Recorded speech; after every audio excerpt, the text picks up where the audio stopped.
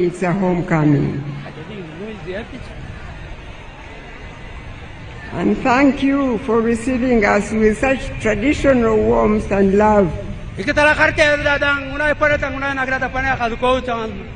the Karamojong people that I remember and cherish so much. As I've been saying elsewhere, Karamoja, you know so very well that the government of NRM is your government. Because you know that indeed God has used it to provide the peace in Karamoja that is now enjoyed by the rest of Uganda. That's why it is our united responsibility to protect that peace and unite as one people so that we do not take that peace for granted. And then to pray that we take off with a qualitative leap to an even better future. For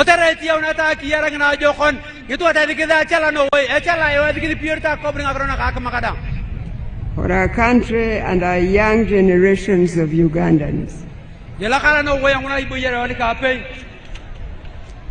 I have not forgotten, as I just said in Nakapiripirit, how we used to walk through these grasslands.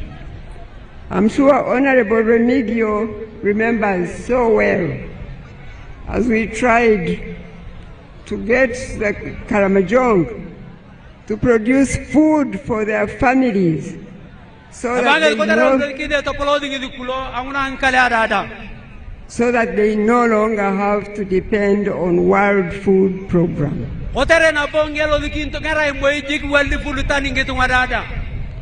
And the people of Karamoja had started really producing food and getting sufficient food for their granaries and food to sell for income for their families.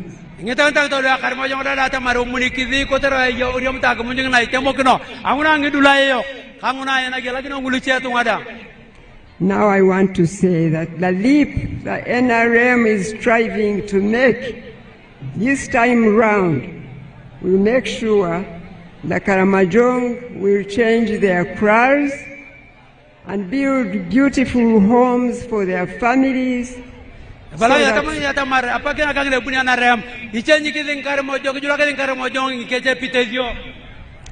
that our children don't have to live in that grass-thatched houses anymore.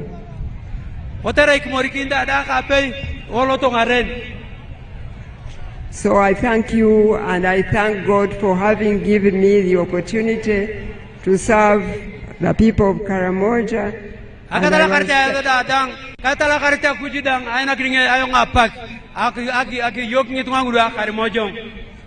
And I was thanking the Right Honorable Speaker of Parliament for always recognizing my humble contribution to Karamoja, which was a blessing to me and a blessing to the people of Karamoja.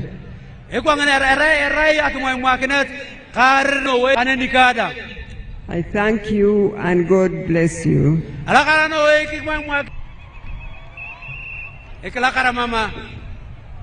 I am here to ask you again to support the NRM in the coming elections.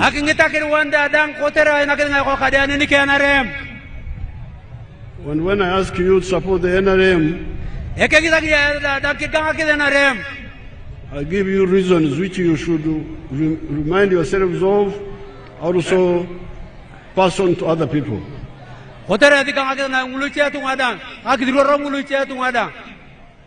Why should Ugandans support NRM?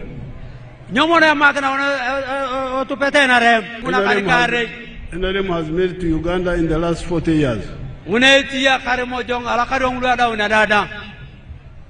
These 7, I will not get time to speak about all of them. Vision is Ekidil. Is Ekidil what you? The Ekidil is peace.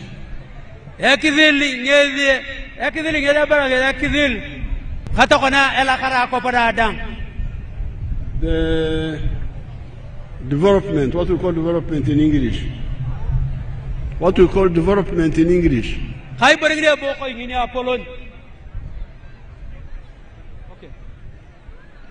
What we call development. Development has two parts. There is the economic infrastructure and the social infrastructure. The economic infrastructure are the roads, the electricity, the telephones, the piped water, the railway, and what we call the ICT backbone for computers. Now you hear in Nabilatuk, you are witnesses how much has been done on that area.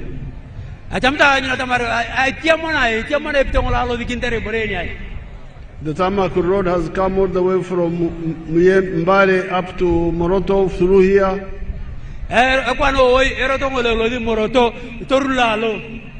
The electricity is here. The telephones are everywhere. And the road, we are going to extend the tarmac road from Nakapilpilit to Amudat.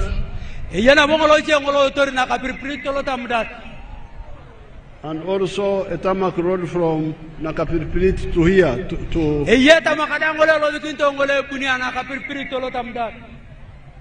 Now, on the issue of water, I see that water here is not as good as in Nakapilpilit.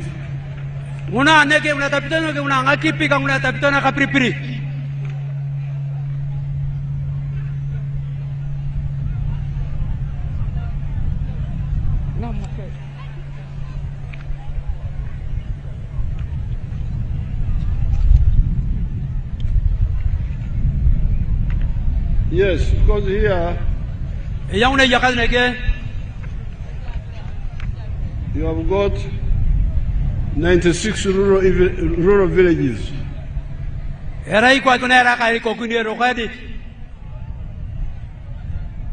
44 of them have access to safe water.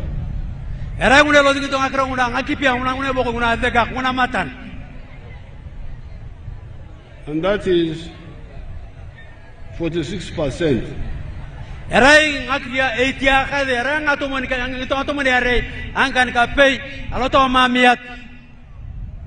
In Nakapilpilit, it is 82%.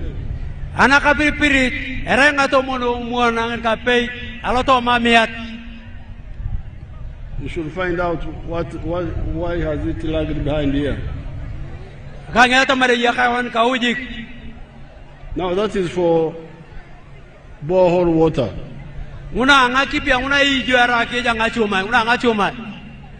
But there are other water sources.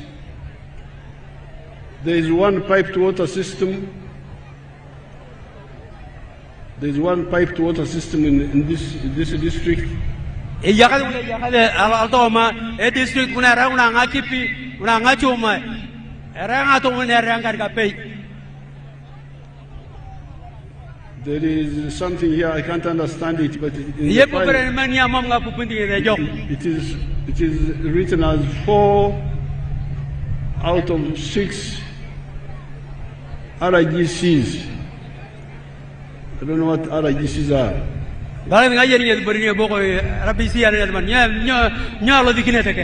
Rule of gravity something. Then you have got 3 pipe to water design is completed. 3 pipe to water design.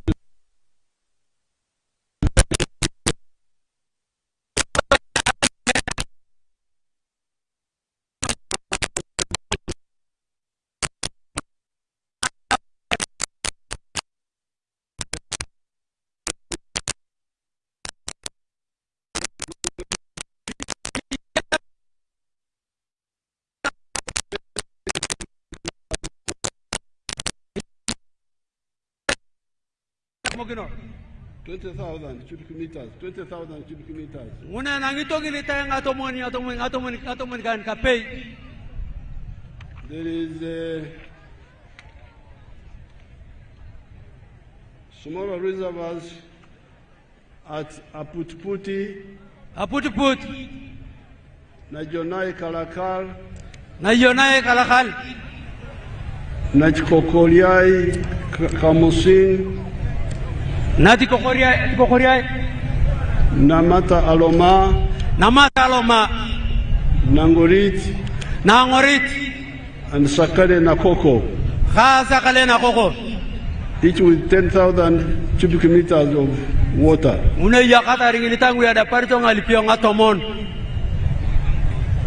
There's an Apayan water tank with a capacity of 20 million liters.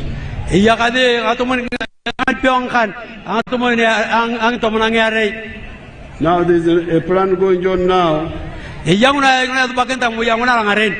construct one solar powered irrigation system. This is all economic infrastructure under Actopol Aquap. Then there is the social infrastructure. Those are the schools. Let me see how many there are.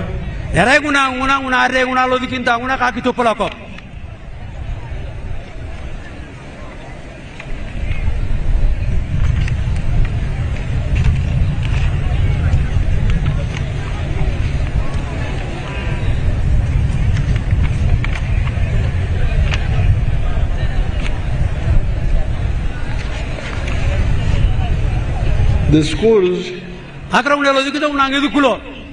there are 17 government primary schools. And there are 3 government secondary schools. As we speak now, there is one city school.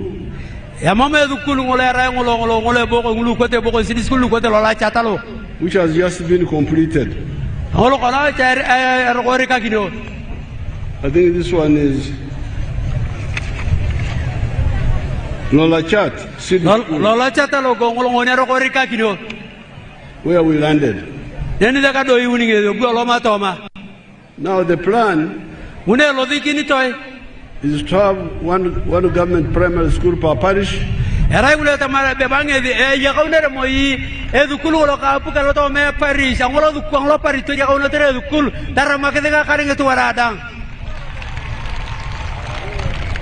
one government school per sub-county.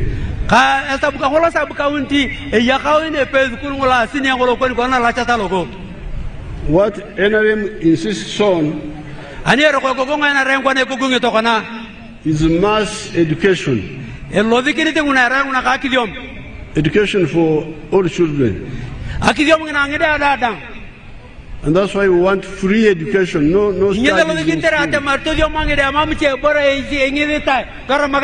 la kara to dioma ko ngana. Now, initially, in the whole country, in order to educate everybody, we have been emphasizing day schools. Ane pani da kalau dikinta temar to dioma ngede aleria akola ki perlo dukul. So that children study and go home. Ata magita temar to dioma ngede to dioma diete to ngete la kale ake. So that you don't have to have the cost of feeding and sleeping and all that. Hotere amambori nebo ko be tanyo ngede anere perete lo dukul. The little money you have, Yidi ngangule ki dokulu yakatariyo. you concentrate it on classrooms, Hotere ngede ngangule yakare to dukere ngatladia. laboratories, Une apana ngolo tiare lo prepare peta ngede diometa ngede jo. library, Neni wagni ngabuke ngede diometa ngede. teachers' houses, Ngaka yidi nganga malimo. and paying the teachers. Ka kita sang malimo muchara. But Karamoja has its own problems. Yakatar na karamo jonga tukde unalala. There is still insecurity in the villages. Eroko ya wada area. So even where we landed at Rolachat, Anida ka do ulioka jira lacha tanen. we were talking with the children there. Apone ke kidiro rangi de alo dukulanen. We shall study that issue. Should we make Karamoja an exception and have boarding schools for some time? Atamata mo ke tamar kori ti atara to karamo jonga boarding kori to yoma kwa kena. So that maybe after 10 years, then we can go like the other country. Hotel tatama na tatamar to yoma karamo jonga boarding. Ani mo ikada ulin karungi to mon nai to yoma kwa ngulu ti adang. But the whole thing is, how can we educate all the children affordably? Ali pita mane pedoro ani jika to yoma ngedwe mama ngichan. Because if you make it expensive to educate one child, Ani kito kogonga kito dioma epon mo kito dioma te pei koku. then you end up like our situation, E kogonga to raule te una kona itia de alo Uganda ne. where there were only very few of us in the school system. Ni date mari ni de lo diona to le kidio ko lo diona to lo dukulo. But we want everybody to go to school and stay there. Na ingule lo dikinto ata mari kito dioma inge tunga dada. Now, that is education. Era una ka kidio. Then on health, Una lo dikinto una ka dake. the health has done well. Itia to ala kar mo jong wadi ajo. Immunization has done well. Etia una na lo kideme de jo. That's why the population has gone up in Karamoja Ni de mari ni de ata kino to ringi ala kar mo jong la kara de ata nya. and in the whole of Uganda. Alo Uganda ada ngata kini ngitunga. When I came to campaign for the NRA, for the UPM, Anya kuninga kwara campaigning. 1980, Yakadu apeli putanga to man kan kauni ngar kauni. the whole population of Karamoja was 190,000. Arangi tu ala karimo jonga da dang amia tanga to man kan kauni bon. But now the population of Karamoja is 1.5 million. An to kana ningoli kini yo to kana to la karimo jong arauta a million apay ang amia kan. Because of the immunization. Anya rai idemi de nyongi de kedine ngulu da karete ngitunga. And to some extent, safe water. Kanga kipira nguna unta nguna edega kawadio. But if we add other preventive measures like hygiene, Ana iki atakini wana edega ngine yeito mai wani pay. Yata mara jokune te to no pitunete da. nutrition, Ake pona ngolo mujere. health will be even better. Kan burung lucia lo to mai edega dak terada. So as we speak now, Ani roro kona. there's one health center for Iyel center for bone pay ngola Nabilatuk. and two health center 3s. Kangulu arangula nguni yare. But the plans are Ngune lo dikinto to kona ngule yakare doa. upgrade Natirai, health center 2, health center 3 in Natirai. Ito polo yo na tira etarao el center 3 tara magadeng etarayo. Aramagadeng bladwan kan. Upgrade Sakale, health center 2, health center 3 in Ito polo yo da kaleda to el center 3. construction of a new health center 3 in Kosike sub-county. Eduko gine da kitai ko dike ngopete tangitai. As we speak now, Iro ngito kona. work is going on in upgrading Rola Church Health Center 2, Health Center 3. Ito polo yo la chatara el center. Construction of Natirai Health Center 2. Itu eduke to kona eduke na tira. Construction of Nayonai Eduka na yona ankali oda. El Center 3. Atopolo moitara el Center 3. Construction of Lorengo Dot, El Center 3. Eduka to kana Lorengo Dot una ka topolo tara el Center 3. And construction of Nabilatuk, El Center 4. Eduka to kana Nabilatuk el Center 4. Now all this is Actopol Aquap. Erai to kana itia und berenda dang. Erai eptelo kapkan ka kivil. You remember I said our contribution to Uganda, number 1 is Ekivil. Ekivil. Number two, Actopol Aquap.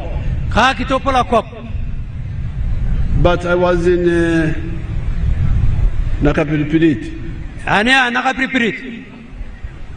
They have got a very good tarmac road now. So I asked them, I said, you people, you are lucky. You have got a very nice tarmac road. Do you sleep on the road at night?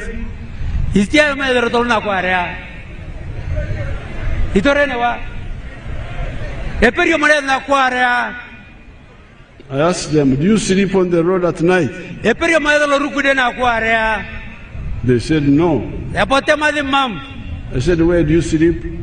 I think they said something like Erre. That they sleep in Erre. And that sleeping is Ajo. That you Ajo in Erre. Oh, then I said, okay. So that means even you, after the meeting here, you are going back to your array. Now,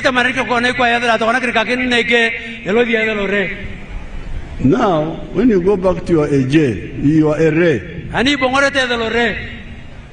the Ichan, you left in the morning, is still there waiting for you. And it will say, welcome back. Alakara? Alakara what? Abongun. Akom? Abongun. Mu? Abongun.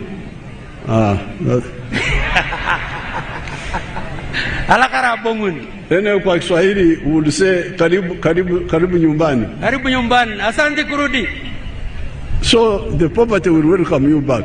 If you are poor, if you are rich, it will welcome you back. So from the 1960s,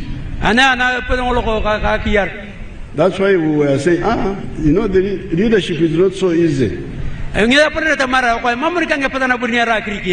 You can find people running around, leaders do this, but you will end up with a lot of trouble. It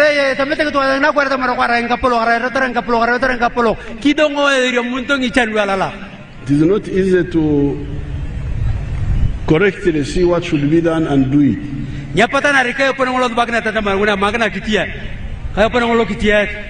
So they would say, like in Swahili, maendeleo, maendeleo, maendeleo.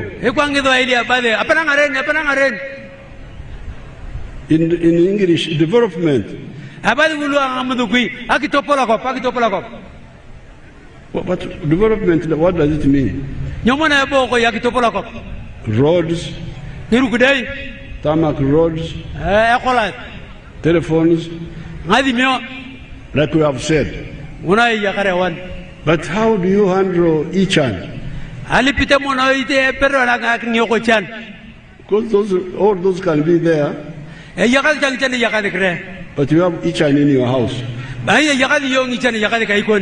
So that's why we said that in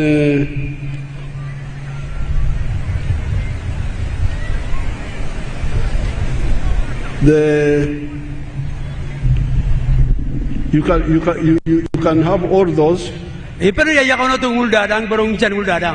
but you still have each one. So that's why we said there is something you must add. This is Abaru. Abaru. That is wealth. So you can have all this.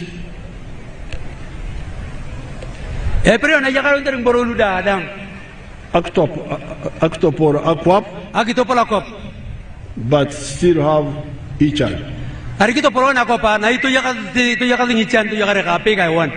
So we said, no, we must be clear. There's a difference between development and wealth.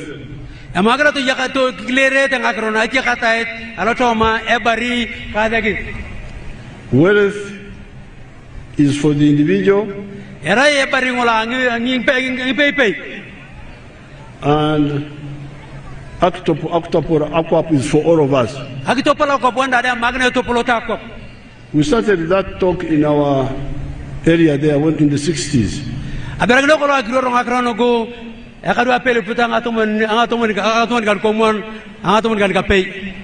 And those who listen to us have done well. And I can show you examples here. Let's see some examples.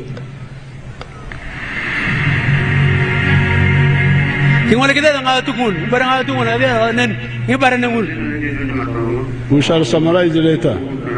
We shall summarize later. We shall summarize later.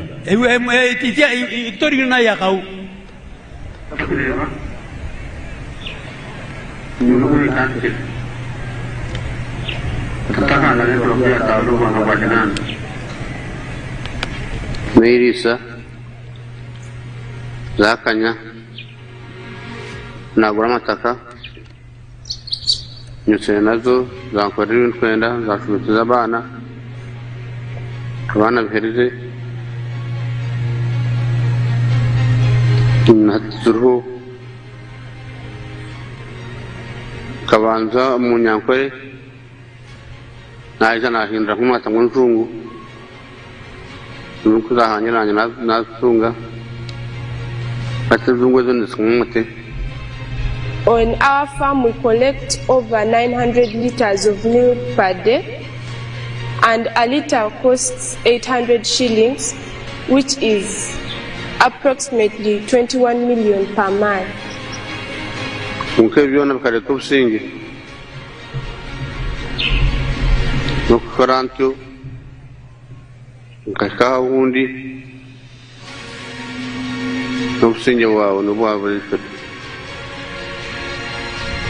Mauna bandise kabandu Muslim nyati ate mwarunje byansi azum ryaga gandi agumu kureba harbaru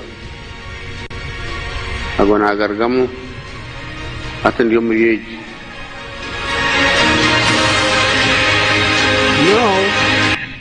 Now that man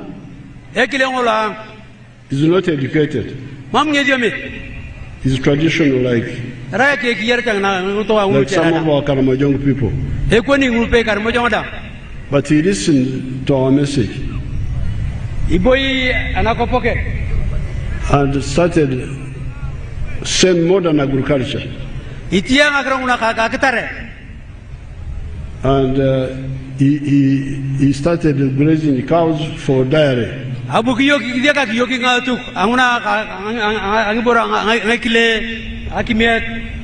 In a modern way. Now you can see how rich he is. You can see how rich he is. He's selling 900 liters of milk per day. 900. The price is low because there's a lot of milk in the area. 800 shillings. But because it is a big amount, he gets a lot of money. 21 million in 1 month. In a year, 250 million. As you can see, has built a modern house. He has educated the children there. That girl who spoke was speaking in English.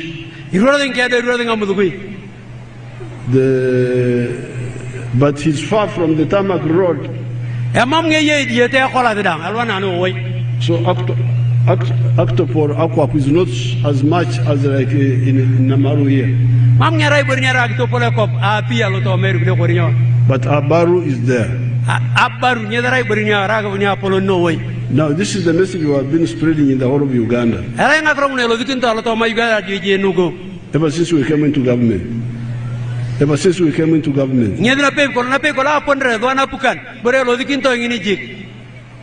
And some other people have listened in other parts of Uganda.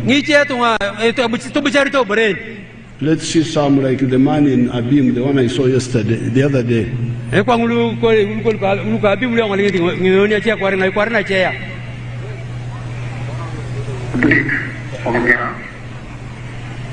I am a member of Mama in the Abim district. My village here is called Arikuronda West. Arikuronda Parish, Abuk Town Council, Abim District, in Kanamaja. The mango trees you are seeing here were given to me by the President through Operation Wealth Creation. I received 200 mango seedlings, and I planted all, and they are all doing well.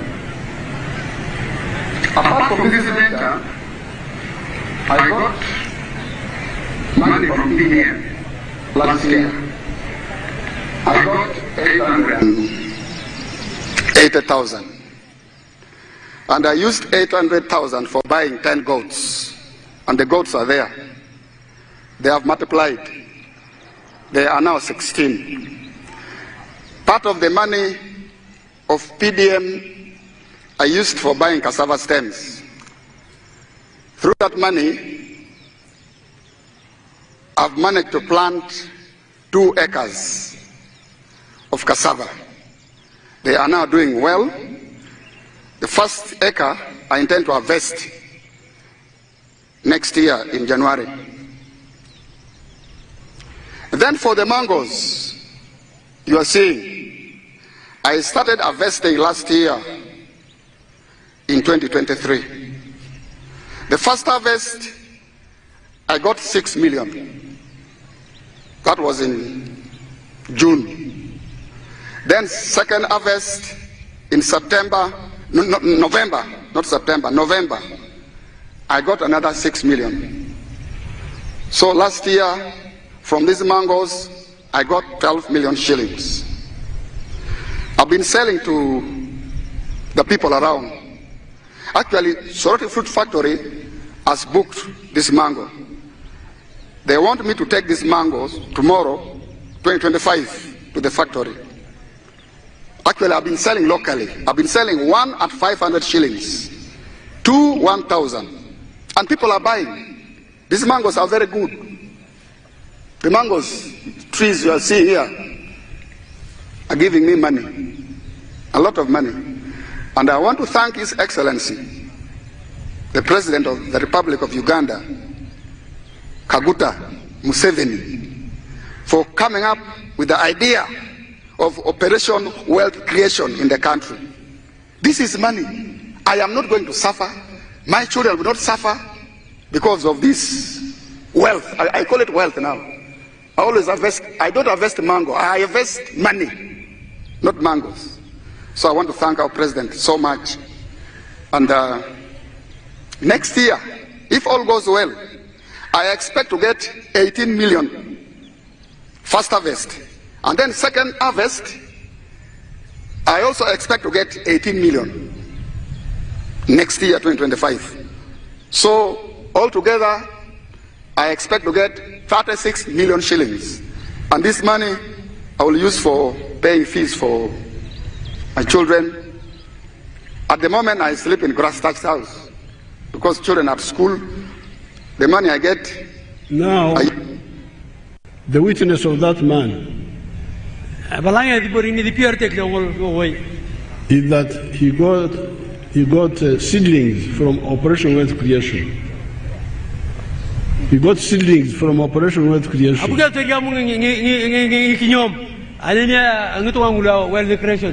And planted those mangoes. And he, because of that, he's earning good money now. He's earning 12 million shillings already per year.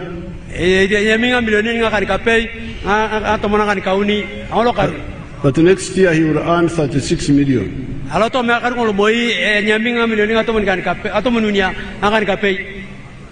And he's far from the tarmac road in Abim. You people here in Nakapiripirita are much better off.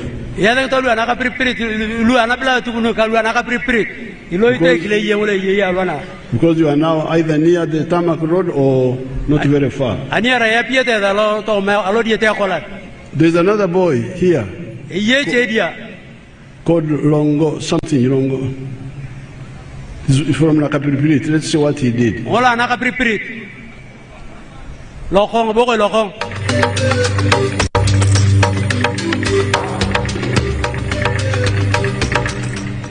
am called Lokong Emmanuel from Kakamukwe, Naturum Parish, Gorega Sub-County under Namalu and Nakapiripirita District. When I stopped from my studies, I sat home for around 3 years when I was not doing anything with either government. Little am I knowing, God will bring the way of rescuing the helpless. When it reaches around 2020, a rumor of PDM came, people to receive money from Nakapiripirita. I received $1 million. I rented 4 acres of land, and I was able to harvest 14 bags. Now from my harvest, I sat down, I see my left and right of myself. I just say, God has given me this reward. I picked 10 bags. That's 1,000 kilograms. I took it to Sorot Market. They bought a kilo at 1,700. Out of the number of bags I took there, I was able to get 1,700,000. When I came back, I have a friend of mine. He has not got, he's having wisdom, he's having knowledge concerning how to rear these things. Because he was once assisting someone from those ends of Kampala, rearing these pigs. He instructed me, than you misusing money in other businesses, you introduce about the piggery project. And I bought 5 pigs, at 80 out of 1.7.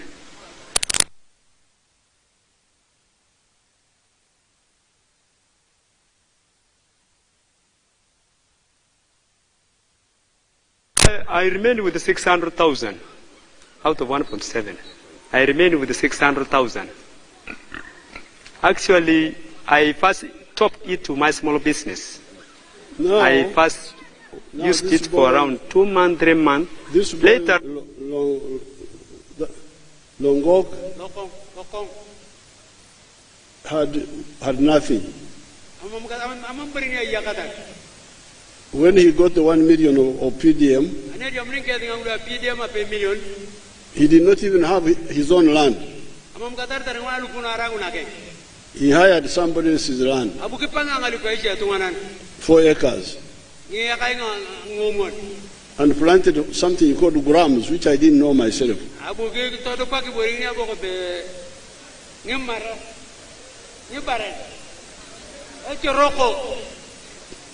I had never heard of it. And he harvested 14 bags. He took 10 to Sorot market and got 1.7 million. Somebody who had no money had got 1 million, now was getting 1.7 million in one season. So when he got the 1.7 million, 400,000 of it, he bought 4 pigs.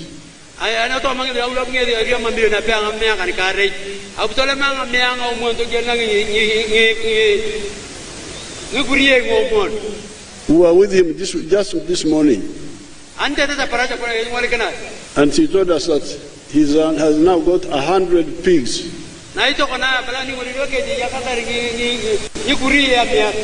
And he has already bought his own land. So, you can all get out of poverty.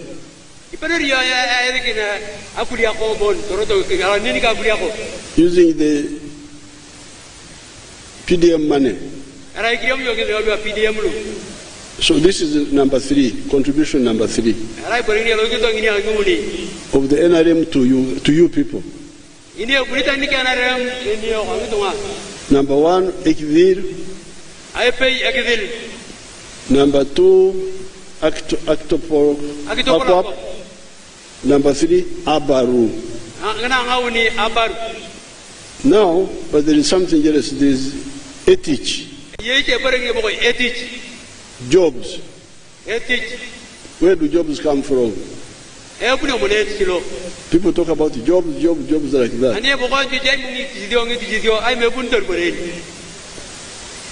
This boy Lokong, who had nothing, is now already employing 5 people. He has created a job for himself and is employing another 5. The one which creates ethics.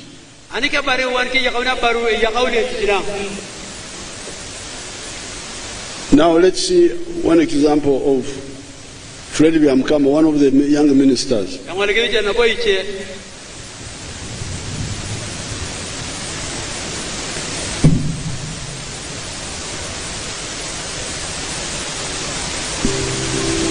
My name is Fred Biamkama. I'm a member of Parliament of Buganges West Constituency, Kakubiro District. We are now at our 4-acre demonstration farm. The land we have here is approximately 4 acres. This is a farm we started 2 years back here, 2.5 years back. And on this farm, we have a half acre of pineapple, has 6 cows for 0 grazing. We have poultry, about 25,000.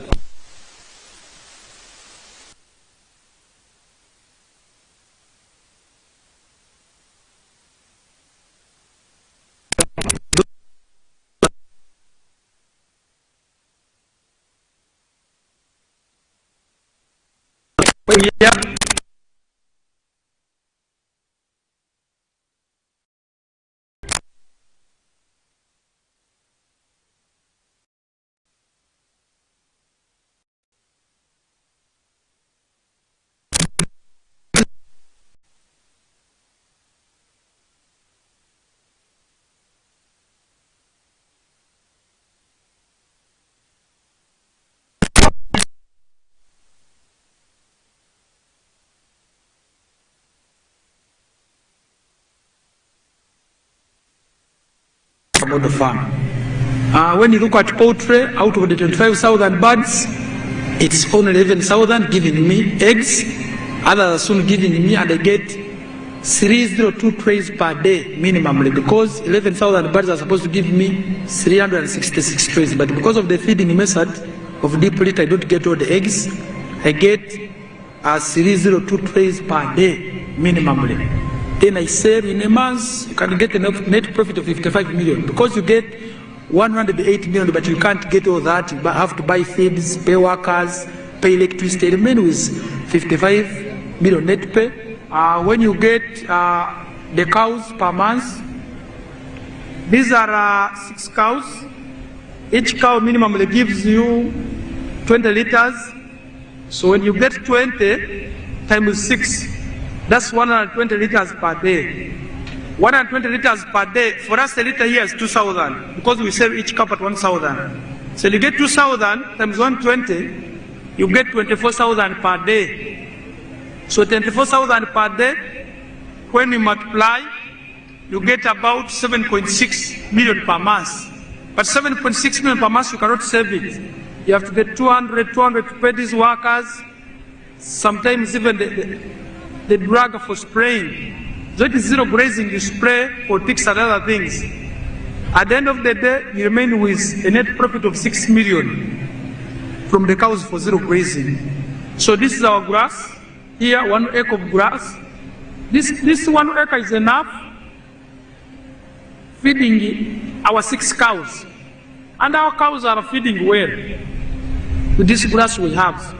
When you get like the half an acre of pineapple per harvest, you get about 4.5 million and I harvest twice a year. You will see, even as now, there are those who take and harvest for my friends to take. When you look at the piggery, in a month, I can get about between 150 and 180 piglets. But those I don't sell. I give to my neighbors to prayer. When you look at coffee, we normally harvest 12 million. We normally harvest 12 million from 1 acre because we're just starting up the first. We had the first harvest, and when you get about 12 million, but when you irrigate very well, and you have fertilizer, you get between 18 and 24 million from 1 acre. Coffee alone minus banana. And this banana at the end of the month, you can get about 1 million, 1.8 million. But I don't sell my banana. I use it for eating. So I simply get my coffee to ensure the other 12 million I'm telling you, which we are getting from this 1 acre. Because we have tested it where you receive. And here, currently... Now that's what I wanted. That's what I wanted. The story of Yamkama starts just 3 years ago.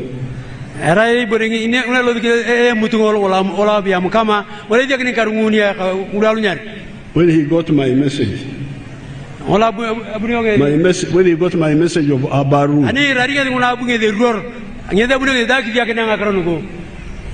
Of 4 acres model. He planted 1 acre of coffee, pineapples, bananas, 6 cows, and also poultry and piggery.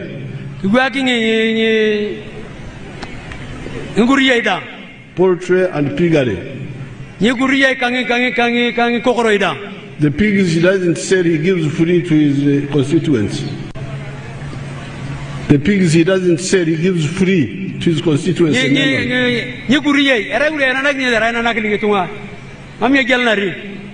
But from eggs alone, he's earning 55 million shillings every month after deducting costs. That's about 700 million shillings from eggs alone.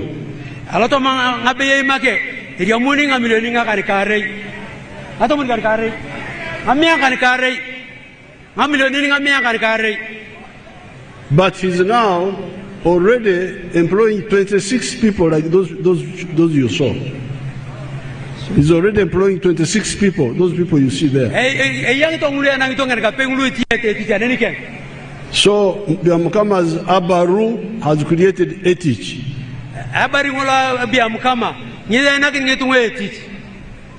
Now that is commercial agriculture.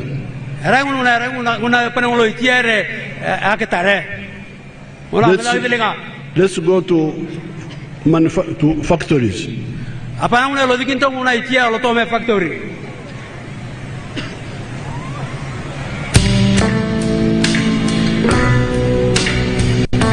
Freeze there. Now that is a whole town of factories.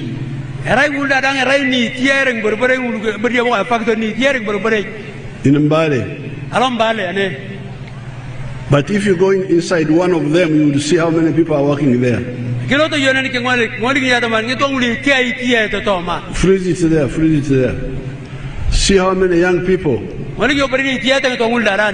are working in that factory. Now yesterday, when I was coming back from Moroto, I met a large number of people coming from the cement factory. The one near Nadunget. It is already employing so many people. Now, those factories are now employing more people, 3 times more people than the whole of the government. The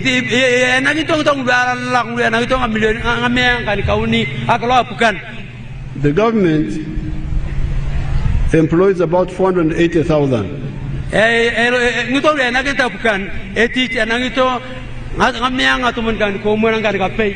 But these factories are employing 1.3 million now.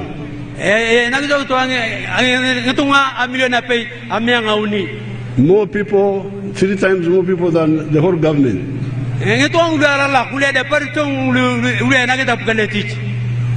Now, so you have got commercial agriculture, you have got manufacturing.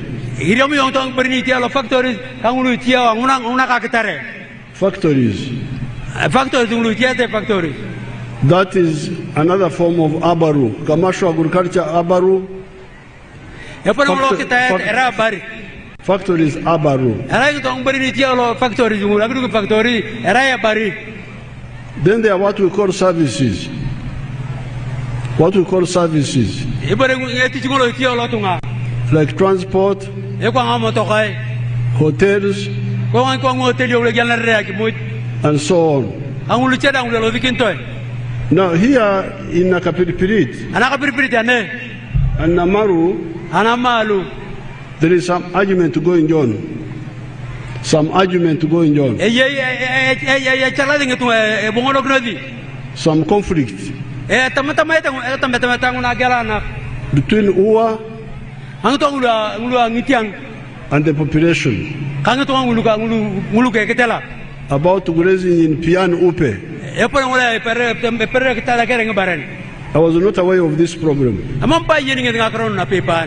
I was told by the army actually. They told me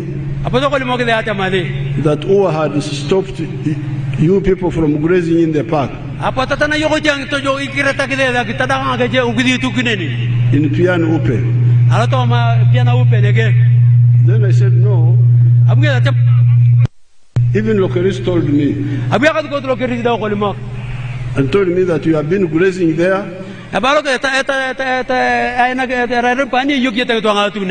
And you live side by side with the animals, you graze, there is no problem. So when I was told, I said, okay, let them continue grazing. Then we shall discuss to understand what should we do. We don't have to stop now. We should graze until we discuss and see what to do.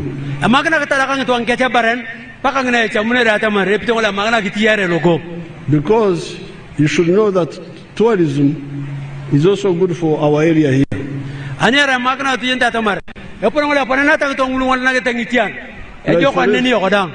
Like for instance, Karenga, Kabong. There is an international airport there now. That airport is because of the park. So we can discuss all this. It should not be a point of conflict. You graze, I will meet the elders. Who are the elders in charge?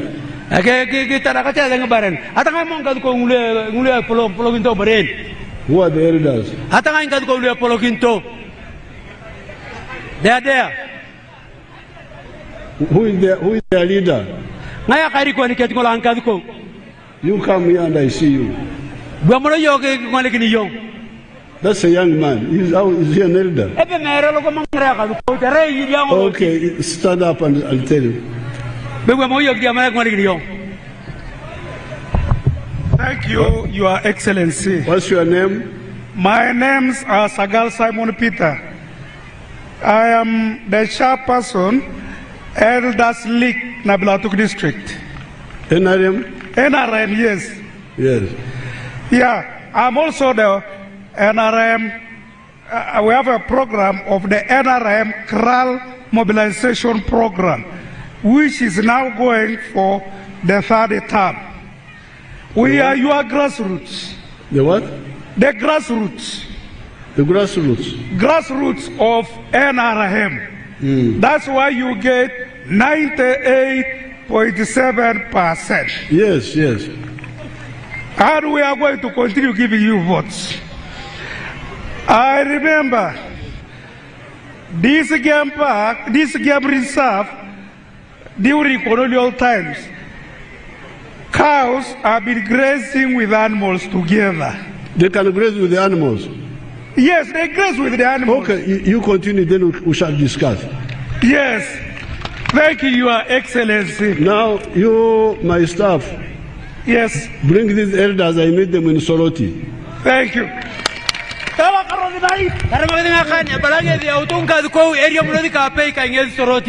But in the meantime, you graze and we shall discuss. But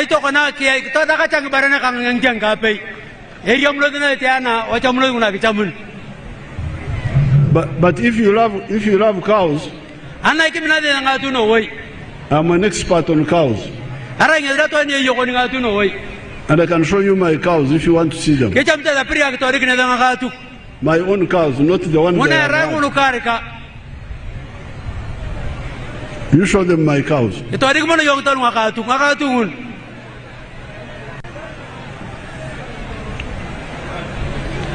So if you are talking about cows, I am here, I'm an expert.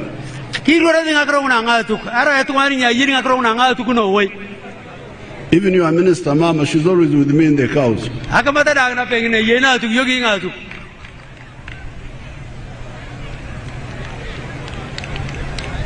So the issue of the park, those are my ancestral cows. They are from my great-grandfather. Before the Europeans came. So this one is easy. We shall discuss with the elders and see the correct way.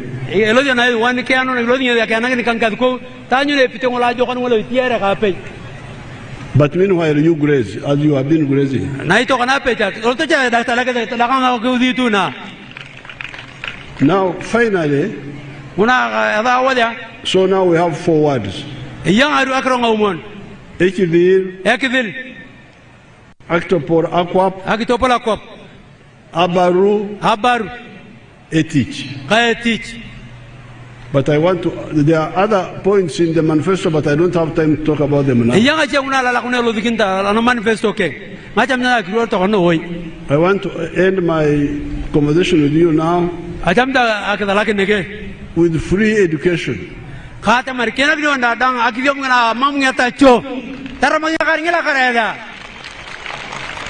Under UPE, we're supposed to have free education in government schools. But some people continue charging money. And because of that, children drop out of school. I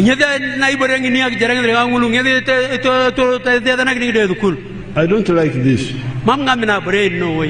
Because this was the bad education we had in the past, where only a few of us would go to school.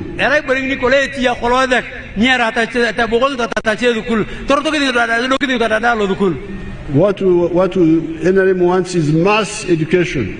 Everybody to go to school.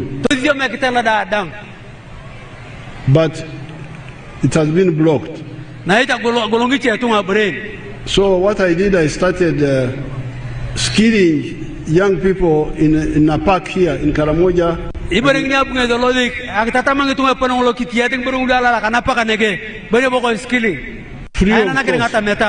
Free of cost. I wonder whether some of my graduates are here.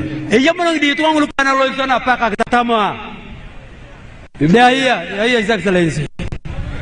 Come, give some. Out. Two of you, one boy and one girl. Speaking the local language. They will summarize for me.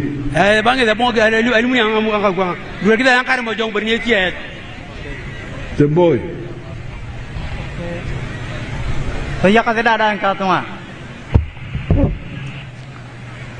Museveni oye, akanikare oye, Papa Museveni oye, che, kikauto kwe, Museveni oye, okay, kelakar ni arai no oye, so kaya kiro, akanyarta aloma Philip, aya lope Nabilatuk, kada nabo arai chairman Youth Presidential Industrial Hub. Kere abunte anagali marata marbonbe korea ke kewon bonbe apanya da ki receiving a kwaringa milioni ngato monne te pela ko na lu nyara la ka ku ayo mo pe tongana ni abu a program na la kan kare kan ranya rai no way the first intake nyada bu nyada yakara ngo etiata ko sila welding so ana ngon talaka dem seni rai no way anu cha ti bonbe amang ko tara mo to ka ko rinyo ko nang borule etiata ngo ala welding ay tongana lele gileja Nai abu all bagi msecha saving box IVSL saving box nishi ini kwa na shi apa kaka chamaki akitodi kinyel korea na kinyida mamne ni koni happy da mam ngalwana arana neni bonbe akitodi kina nyeda bonbe kire mam pa bon jotorori skill na boriam ka elipida na bonye ke ataki ni arai no oi at least ke ataki na ngolo dispute na mba youth lebe to lomadi na hab Ejoko school ngolon kato ani arai no way mam ngata shoda umuji tario jik na ye bona be jota chamunte ngakro ke apare akra mindset angona kinyam turiada edongo kinmo en penen maybe ipei wore bana bala li papa kere etial wali nga to wana ne lejile jan nya to wana nkar to wana nyuni ka ngina per ka na hab so elipita papa nya arai no way e kyangara kyanga portable welding generator Bon, Keshimuna pay Alakara. His Excellency shortly he appreciates what he gained from the park skilling company. He says he's the chairman, by the names is called Loma Philip. He's the chairman of the team. He's from Nabilatuk. He said their team received about 50 million. And they received above all the skills. What did he study? He studied welding. Metal fabrication. Welding. Metal fabrication. Yes, and he's actually working now. What he only lacks is a portable welding plant. Okay. Yes, and a generator. He has tried using somebody's welding. He has a sample of his saving box that he wants to show you. Thank you. And he has also encouraged the rest that he should join. But he's also requesting you, if you can add the number of the people going for the training. Very good. The girl, okay, you go. The boy, you go down. Alakara kapalo. Alakara kapalo no way. Alakara nakini wapa kanyarada kiri warikin. Aya kanyarta nakiru Brenda alorenge biat sub county. Aulosi ang ekozi ngola tailari. Anya abonguni ang alo tailari. Kariama ang skilling in. Abu ayo lotoriamo akasholiting na ye ilorenge duat. Inara ye libona doni. Abu ngadapa kineni kesha dia leji wadio ani kuwar kalu nyaring karulu abu ayongo adikaria medhiling la kanana kinigediang abu amuni godo makasharan an kero makasharan arawa to kana perfect ketia yang ajak kai kitia ya kanka kone the second the third text and the fourth text kula kon graduating eta tamito kana keska kirukitika yang abu amuni kajal na kasharan ka aroko ngalo aropare tarukitika keska katala kartia kapolo nana kina bodang edelenga ngulu yata kinere eta kina ngula podere ngariamun asia sharana bo kotare dibuke kintori akeshida to kana kirukitika yo ka kapolon etala kartia bidong la yakare dalo kitede amamo bore ngaleo ye dakitar aya kemut apede apare ke lo sheke ayo tailari mamba pedar ta jik bornyara do kidon ke lo sheke ayo no waika kana ke figala dokon ala kara. Thank you very much, Excellency. She appreciates everything. She's called Brenda from Loring Edward. She did tailoring. After doing tailoring, before she received the 50 million, before she bought a machine, she got some woman who was actually doing that work. And she joined her and kept practicing until she got her own tailoring machine. Now she has become a teacher of all those who joined her. When they come for practice, she keeps helping them. She really appreciates what she has gained. It has changed her life. It has changed everything. She's also encouraging you to have more people trained. Thank you. So now you can see how this intervention served these young people who had lost hope. Ite yokana beri ni wrestling ni pernah oleh toporonyo akiyarang itu ngulu cik ngulu apa tu panta jaluta kiyar tawada daudo bon ni kokana. Just by training them for 6 months. Akiyang lapion kan kapek bon ngulu tata mereke. See the products they are making. Kita arka beri ngulu tiada guys. Ngulu tiada tu ngulu kecil ngulu. Nyoba yung ada. Yo ko biang akro. Abi yang na buyo ko na buat apa.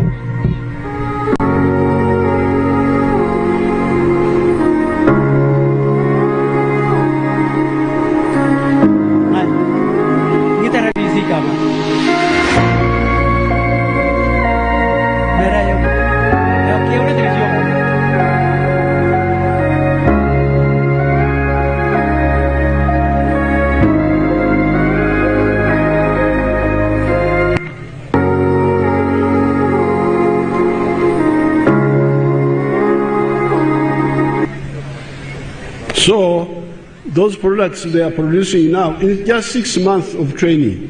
Itu angula lot training wala angla piangar kape bor. Ite tadi borunglu to du ngula dang raing borunglu tiete ke jangan kecakan. Some of them were being imported from China, from Dubai, from India, from Italy.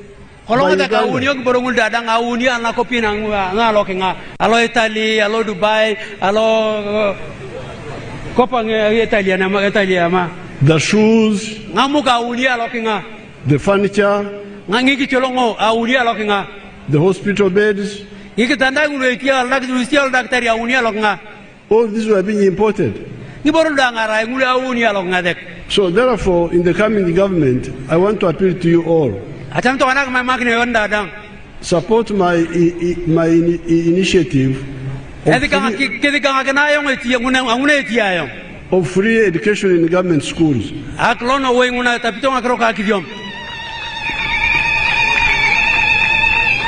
There have been some issue about the teachers not being enough.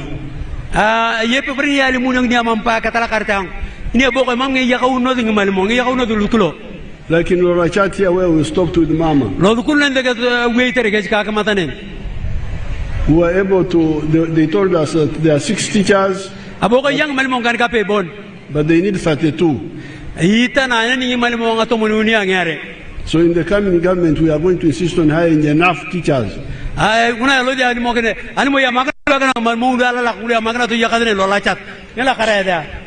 that the issue of not saying teachers are not enough, so that you have got to ask money from children to hire teachers privately stops. Akalong ne boria bokora kana mamngi la malemo mamngi malemo magana jikto daun ngakrong nara daun. So 5 words for today. Ala nguna lu gidi da kwarna nguna. Ekidil. Peace. Let's say peace. Ekidil. Development. Akitopola kop. Wealth. Ebari. Jobs. Yiti jidio. And free education. Ka kidio mngana ekongen na mamngata cho. And for the piano pay. Anenia atana yoko tinga la piano upenen. Graze as you have been grazing, I'll tell who has stopped disturbing you. Abala ngoli mangatongulu atana yoko tiang tojo ta kichanje de jik. Kita kang atunen pay. And I will discuss with your elders. Ikian na ang kapay kang angudi kariko kadko. Because what you also need to know, I've told you that the Abaru are 4. Commercial agriculture, like the examples you are seeing. You are seeing on the factories, services. How do you translate services? Services.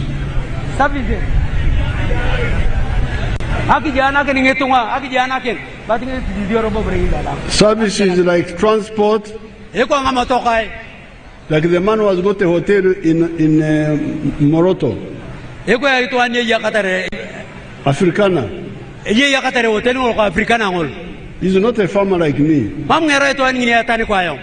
But his Abaru is for him to provide a service to people who want to sleep in the hotel. That is his Abaru. The border. His Abaru is to transport me from here to there. Now tourism is also a service, but also an Abaru, where you provide, people come to look at the animals and then they pay.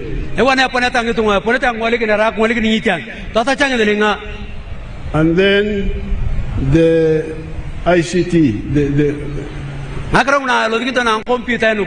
the computers. So the issue is, how do you do it without damaging other things?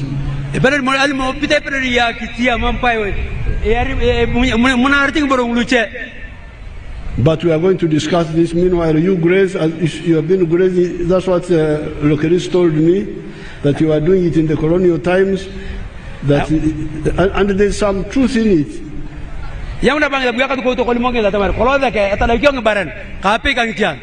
Because the pastoralist groups don't eat wild animals. Do the Karamajong eat wild animals? They eat them.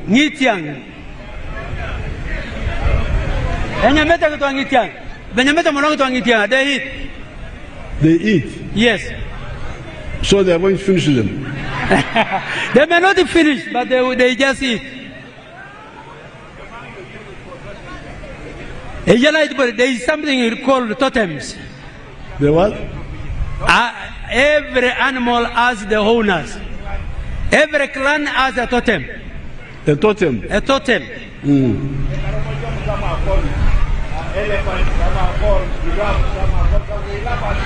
The Karamojong are specified. Others are called giraffes, others are called the elephants, others are called the birds, others are called the tortoise. Even the Banyan have the same. Yes. So we cannot kill those ones. So we are now going to discuss with the elders how you are going to peacefully live with the wild animals.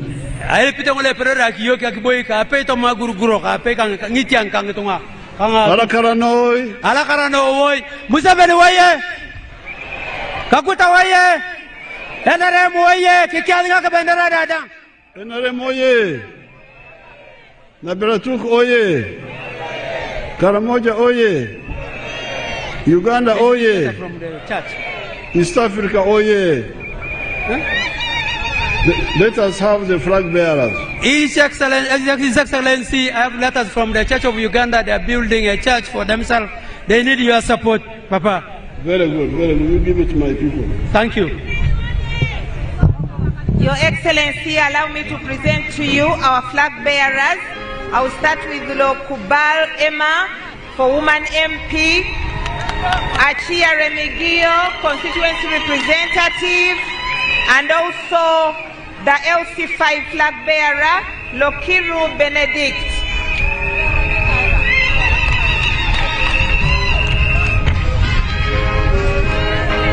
And thereafter, Your Excellency, we shall humbly request you for a photo moment with the flag bearers. Lokubal Emma, please join His Excellency. Lokubal oye! Lokubal oye! Lokubal oye!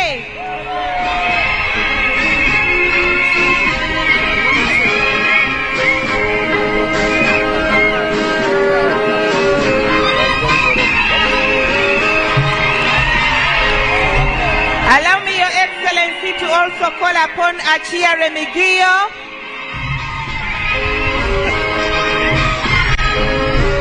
Achia Remigio oye! Remigio oye!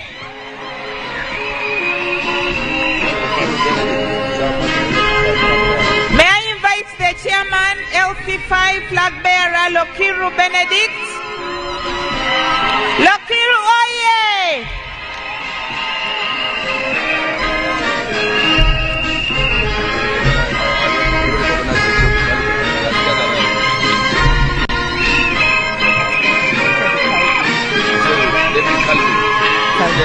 Your Excellency, allow me to also introduce our SEC member for the Eastern region, Mr. Echedu Calvin. He has also come to join us.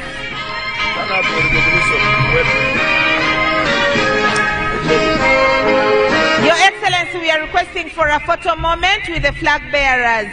And you represent the person who stepped down for that. Thank you very much, Your Excellency, for this moment. Museveni oye! Museveni oye! NRM oye!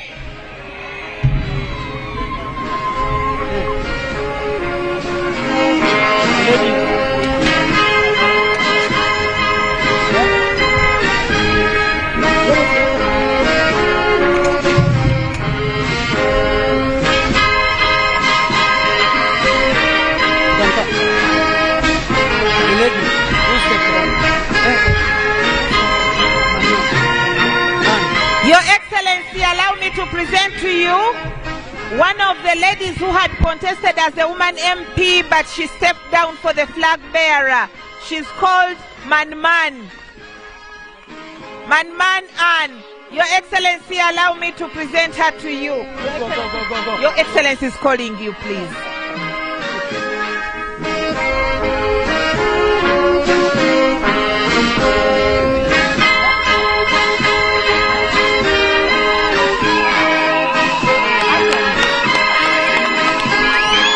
May we sing the anthems in the reverse order? Anthems. Oh, sorry. Wait.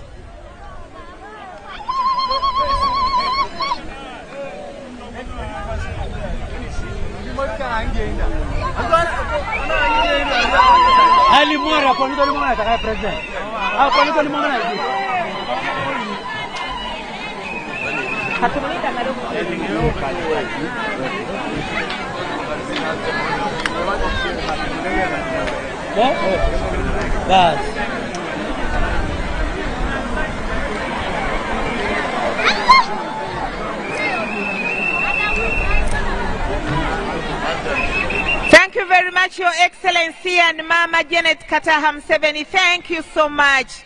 May we sing the anthems in the reverse order?